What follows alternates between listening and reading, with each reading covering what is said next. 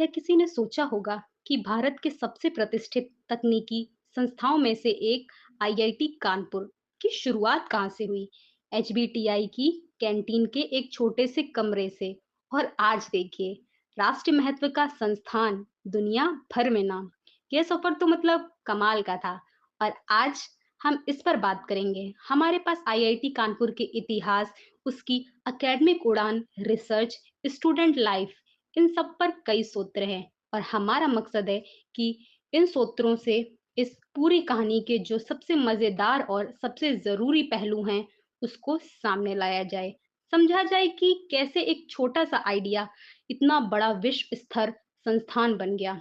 तो चलिए शुरू करते हैं। स्थापना तो 1959 में हुई थी, संसद के अधिनियम से। लेकिन काम शुरू हुआ, जैसा हमने कहा, कैंटीन से। यह शुरुआत तो काफी विनम्र है। और फिर देखिए, सिर्फ 4 साल लगे, 1963 तक संस्था अपने आज के कैंपस कल्याणपुर में पहुंच गया। जी हाँ, 1000 एकड़ से भी ज्यादा का कैंपस। वह जमीन उत्तर प्रदेश सरकार ने दी है। और डिजाइनर वह भी मशहूर आर्किटेक्ट अचित कावेड़े का है। और उन शुरुआती दिनों में वह कानपुर इंडो अमेरिकन प्रोग्राम केआईएपी, उसका बड़ा रोल रहा है। सुना है 1962 से 1972 तक बहुत महत्वपूर्ण था। इसमें एमआईटी, कार्लटेक, प्रिंसटन जैसे अमेरिका के 9 बड़े विश्वविद्यालय जुड़े थे। अब सवाल ये आता है, तो क्या ये सिर्फ फंडिंग के लिए था? जी नहीं, ये सिर्फ फंडिंग के लिए नहीं था। ये ज्यादा एकेडमिक ढांचा बनाने और विचारों के आदान प्रदान पर जोर था। जैसे आईआईटी कानपुर में एक अलग तरह का मतलब रिसर्च ओरिएंटेड कल्चर बना। और एक और दिलचस्प बात पता चली है, भारत में कंप्यूटर साइंस की पढ़ाई वह भी सबसे पहले यहीं शुरू हुई। जी हाँ, 1963 में आईबीएम 1620 सिस्टम पर। कमाल है ना? उस वक्त यह कितना मतलब फ्यूचरिस्टिक रहा होगा। और इसमें हमारे अर्थशास्त्रीय जॉन कैथिन गलब्रेथ का भी हाथ था। तब कंप्यूटर उतना आम नहीं था, लेकिन आईआईटी कानपुर ने वक्त से आगे का सोचा। शायद इसलिए आज एआई जैसे फील्ड में भी यह इतने मजबूत हैं। और वह पहला देशांत समारोह 1965 वाला, वह भी यादगार था। टेंट में हुआ था। और मुख्य अतिथि डॉक्टर सर्वपल्ली राधाकृष्णन। और पहली बार बीटेक डिग्री इलेक्ट्रिकल इंजीनियरिंग में अभय कुमार भूषण को मिली थी। वही अभय कुमार भूषण जिन्होंने बाद में एफटीपी डिजाइन किया, फाइल ट्रांसफर प्रोटोकॉल। बिल्कुल वही जिसने इंटरनेट पर फाइल शेयरिंग को मुमकिन बनाया।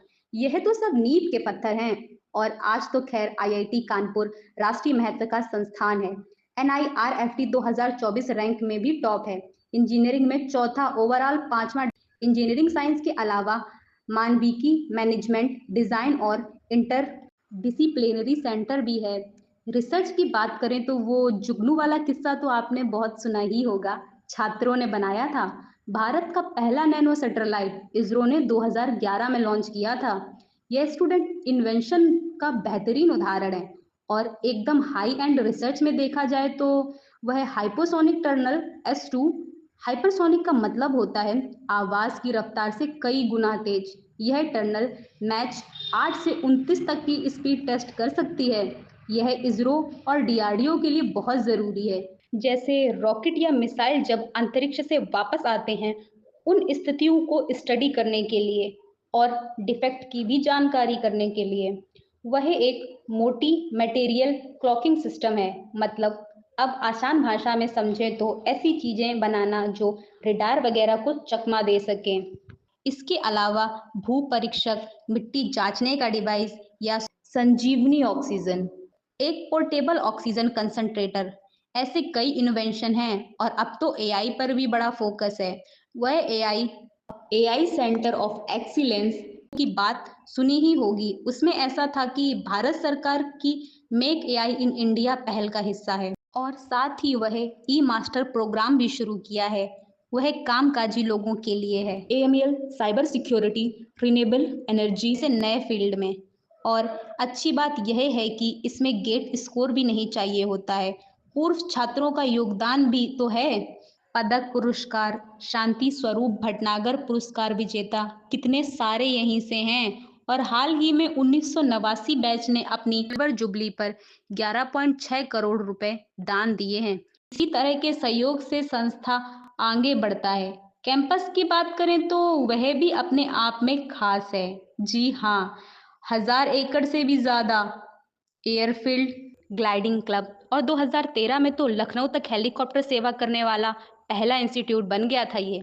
और स्टार्टअप को भी बढ़ावा मिलता है SIIC के जरिए।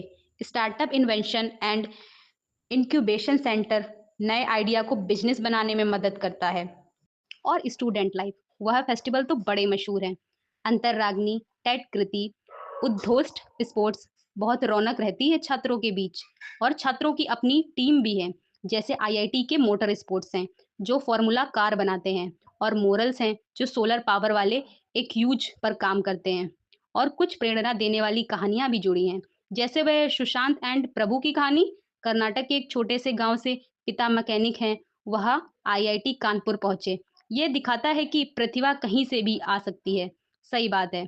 तो कुल मिला के IIT कानपुर की कहानी मतलब बहुत प्रेरणा देती है। एक कैंटीन के कमरे से शुरुआत करके आज दुनिया के इनोवेशन का हब बन चुका है। इसमें सिर्फ भारत की तकनीकी तरक्की में योगदान नहीं दिया, बल्कि ना जाने कितने युवाओं के सपनों को पंख दिए हैं। बताओ, आखिर में यह सोचना दिलचस्प होगा कि IIT कानपुर जैसी संस्था जो अपनी जड़ों और मूल्यों को थामे हुए है, वह भविष्य की बदलती टेक्नोलॉजी और ज़रूरतों के साथ तालमेल बिठा रही है।